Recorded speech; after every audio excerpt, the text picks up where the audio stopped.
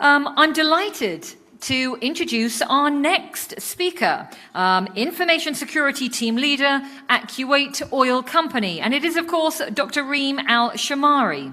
Now, she's going to be presenting this afternoon on information security culture, changing the mindset. Ladies and gentlemen, please welcome Dr. Reem AL Shammari.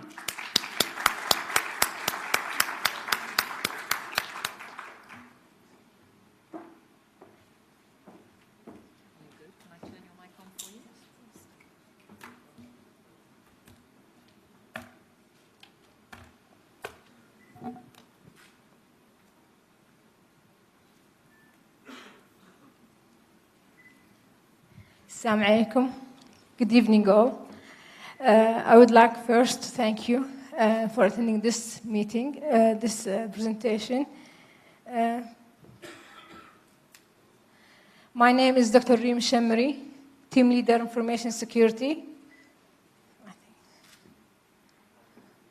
Here? Okay. Is it? Okay. Within Corporate Information Technology, in Kuwait Oil Company.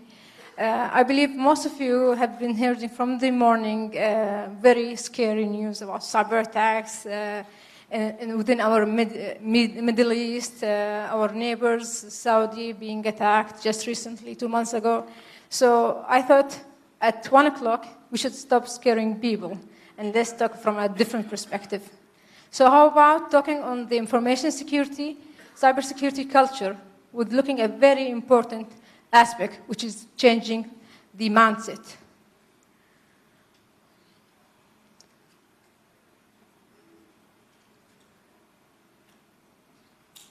Okay. ICS. Some people, when I start inviting them to KIACS, I said, there's a KIACS on cybersecurity for ICS. What is industrial control systems? What is it? I said, your daily lives is controlled by ICS, without it being labeled by ICS. But when you came out from your home today and you switch off your lights is electricity, and it's been provided by an electrical power station, which is an ICS, Industrial Control Systems. Just coming to this conference, you are driving your car and you passed by several traffic signs. These traffic signs are controlled by the Industrial Control Systems. And again, even the chemical medication are being produced within factories, and then again, industrial control systems. Our lives, as all being functioned and being provided, facilitated through services produced through these industrial control systems. So they are very crucial, very important. And this conference, where it mainly targets the oil industry and oil and gas, we have ICS in our companies. In KOC, we have eSCADAs, we have PLCs, also in refineries, Kuwait. All of them have these industrial control systems with a very major impact that will affect the income of the country.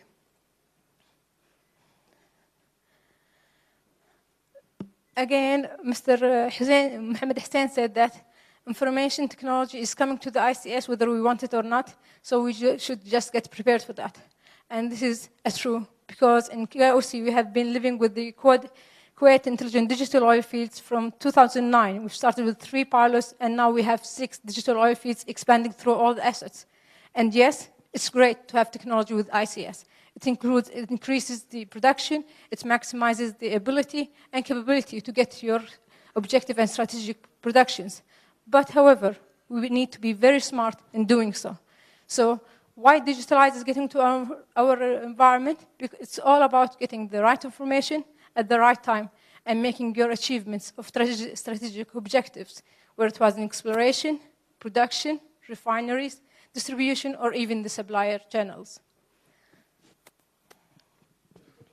Cyber attacks, I will not go through them very detailed, but very quickly.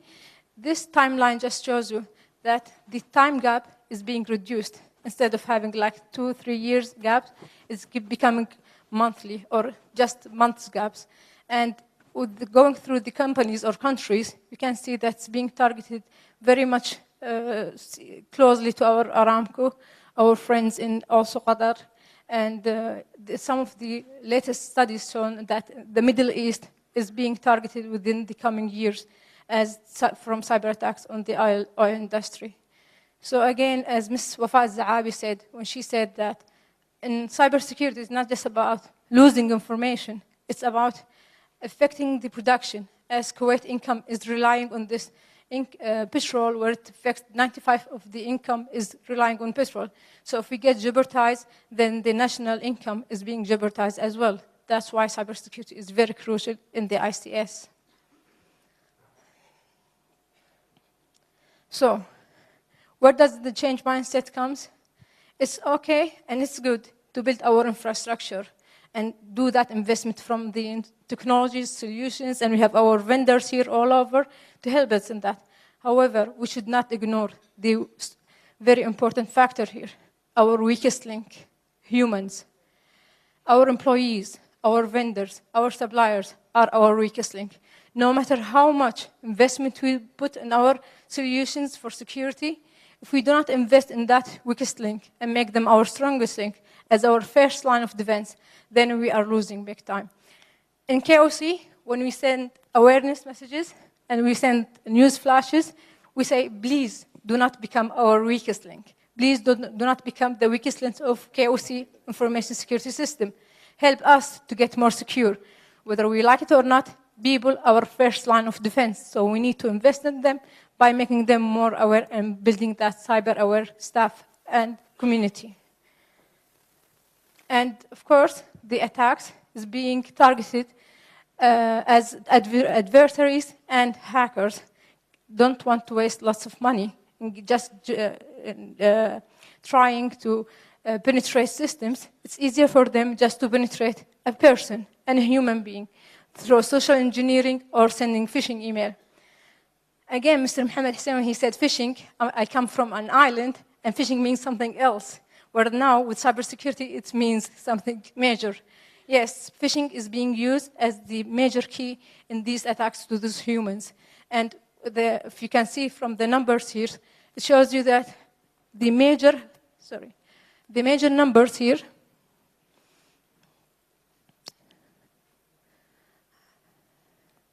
the major numbers here is from the email links and email attachments. In a company, as KOC, we can control websites, malicious websites. We can filter them out. We can block USBs that are not required.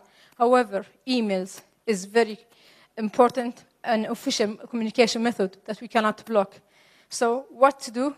Although we can utilize, again, vendor solutions to filterize and scan these emails, we need to work on our people not to be phishing victims.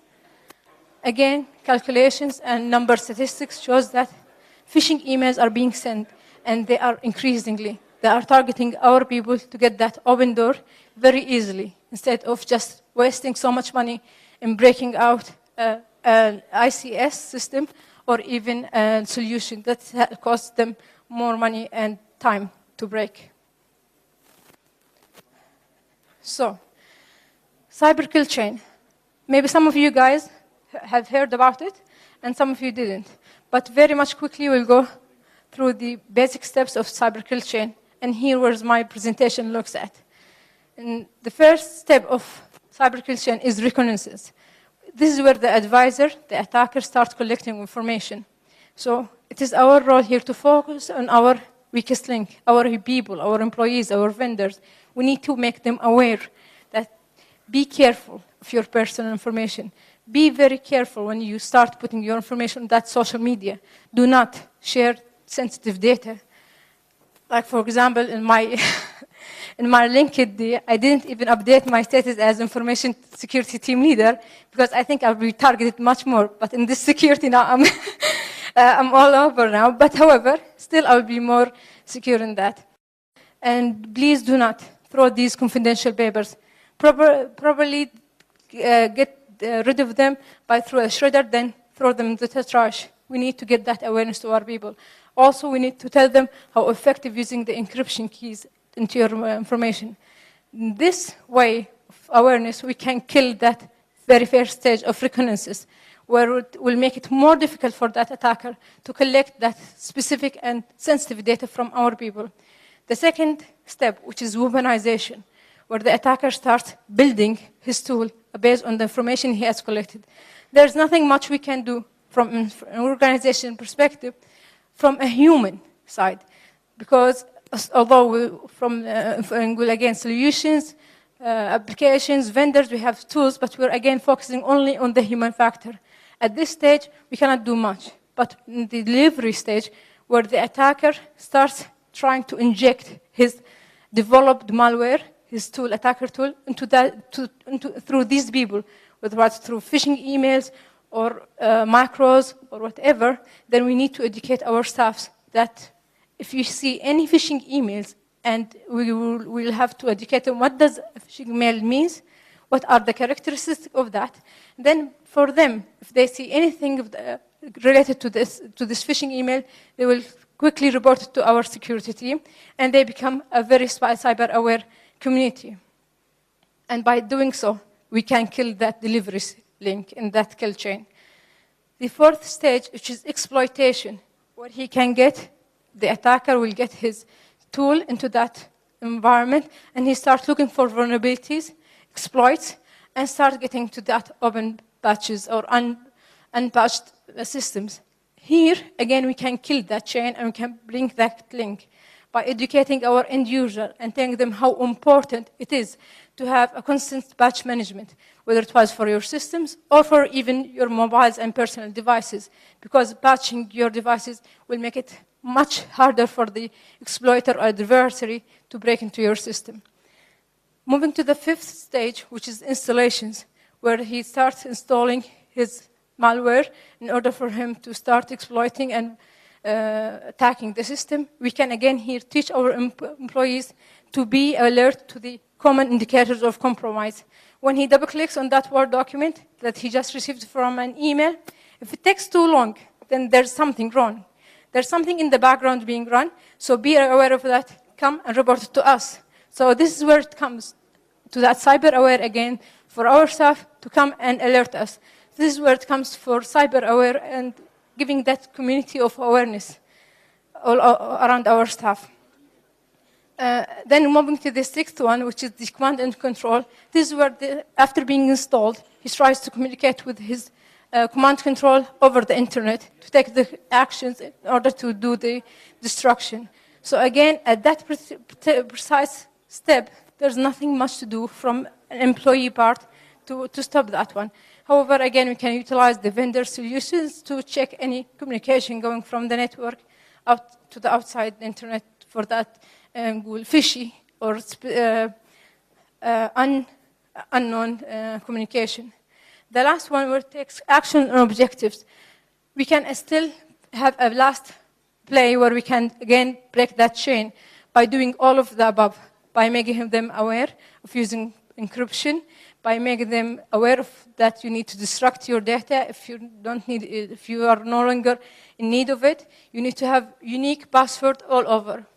The big agony of being a team leader of information security, when they see me say, "You have long passwords. Why are you doing this?" I said, "It's for your own good." Shamoon attack was mainly built on weak passwords. So although we think we're making your lives a little bit difficult, but we're trying to save our country, and we're trying to protect your income and your kids' income.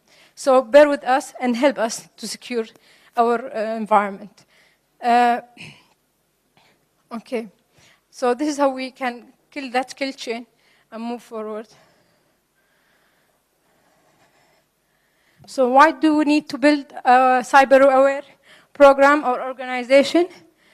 Because there's a gap between technology and the intrusion attempts. And to fill that gap only can be filled with the human beings. And this is where we need this cyber-aware task force being built within our company. When I asked Mr. Mohammed Toura a question, when it will be time for us to build our electronic army, it was on a nationwide question. But to be honest, we have been thinking it on a company-wide, K companies even wide. When is it time to build our own electronic army for preventing or securing and protecting our K companies' business? And this is where the cyber-aware workforce will come to the picture. With them, we can enhance our incident reporting. We can have more security volunteers and have that cyber-aware spirit within them. They have the burden of securing their income, their country, their borders. It's no longer a matter of throwing a missile just to and corrupt that in factory. It's just that simple. By throwing a very small malware can shut down a whole factory or even exploit a GC by itself. So it's that as critical it is, it's as easy as that. How can we do that in an effective way? Thank God, alhamdulillah, our executives are now more aware of cybersecurity and how crucial that. So this is easy step has been taken out of the burden. We're thinking so much, how can we really convince our people? But alhamdulillah, from today's panel, it shows that we have a very smart, intelligent leadership. They have realized how cybersecurity is critical. So it's about time to move and take actions.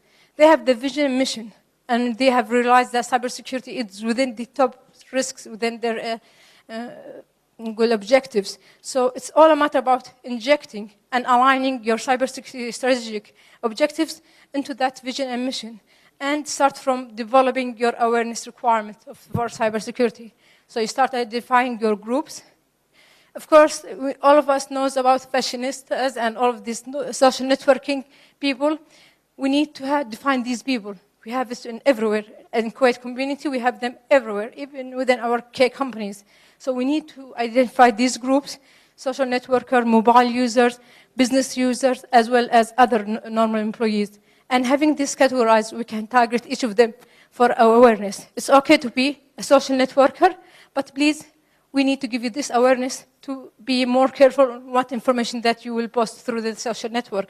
Again, also for engineering relevance, for security awarenesses, we can link our business objectives along with the security requirement and tailor it to the business requirement as well.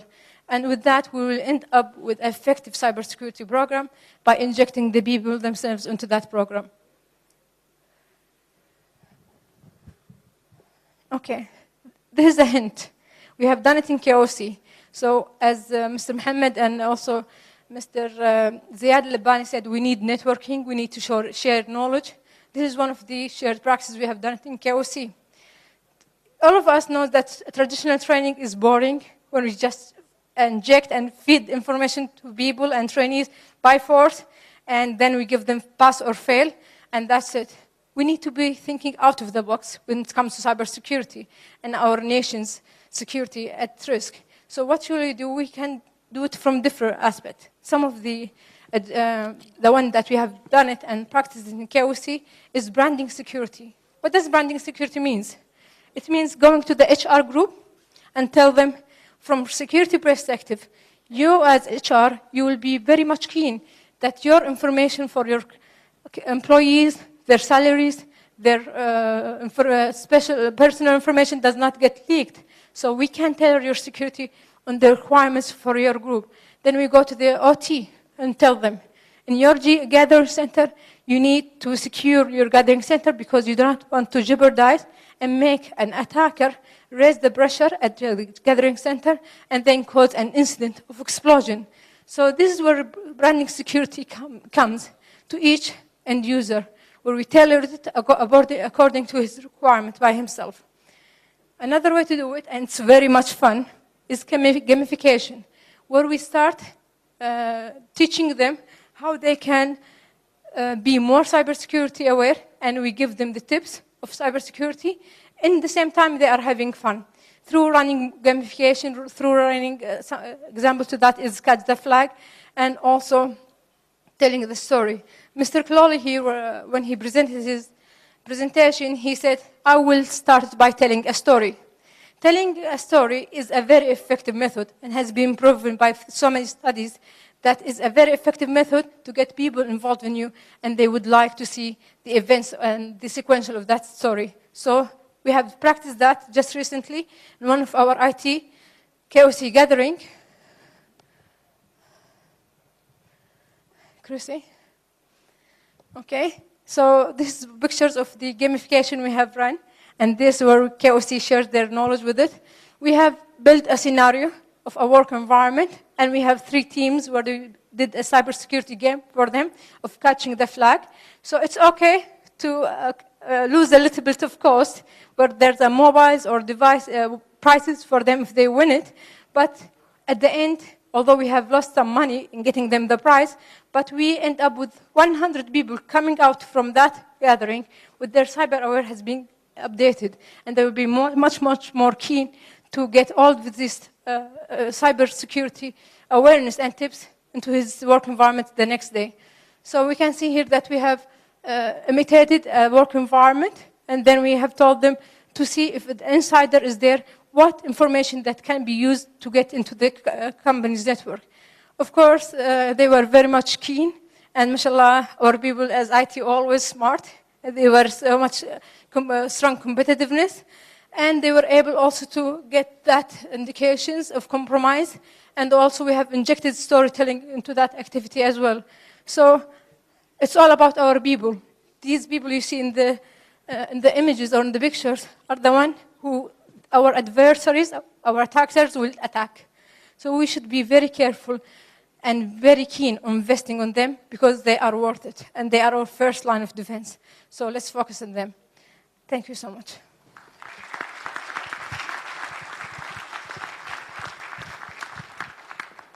Gentlemen, we have 4 minutes for some Q&A.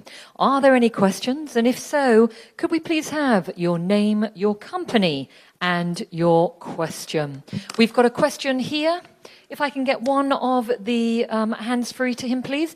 Your name, your company, and your question, please, sir. Time for one question only, Dr. Reem. Hi, good afternoon, everybody. My name is Arshad Khan. I'm from PricewaterhouseCoopers, Kuwait. First of all, I'd like to thank you and the entire team here for organizing this world-class event. And regarding information security, and since you also belong to one of the flagship companies here, you mostly talked about the external factors or external attacks involved in the space of cybersecurity. What I'd like to know from you is, what are your internal safeguards regarding attacks emanating from within the company? For example, any outsourced or employee-based leaks. What are the controls that you as a company or as the team lead try to implement within your organization? Thank you. Thank you so much for your question. Actually, our gamification scenario was played on the scenario where it says, this is an office of an employee. Normally, he just left after 3 o'clock, he left home. So what are the information there that an insider, not an attacker from the internet, an insider will use this information to go and penetrate our systems. So our people just start looking, and I believe some of you guys are still doing it, having the password under that keyboard, or very closely on a small yellow tip, and just stick it next to the monitor for easy one, or KOC 123. This is the easy one. So much of them is being used as internal ones. From KIACS perspective, we have implemented IT policies and standards for ISO 27000. ISMS has been implemented, where it covers all the clean disk policies, all the awarenesses and investment that should be done on our people. And also for the OT part, we have just finalized an assessment on the OT part from KOC perspective, where we have evaluated some of our 14 gathering centers as a sample, and we have identified some indicator of compromise. And then we have developed also, again, an ICS policies that is being endorsed by our upper management. So yes, the threat is not only from outside, it is from inside. Adding to that, the Ukrainian hit, when it wasn't hit by an external one. It was hit actually from the support engineer who are using a VPN connectivity to go and support that machine. So from that VPN connectivity, a phishing email was used to gather that VPN password, and then he used it, and he just got authorized through a very secure channel, which is VPN, and then bring that down that power station. So again, we need to be very keen on, again, investing on our people, make them cyber aware, and build that cyber aware task force within us. Thank you.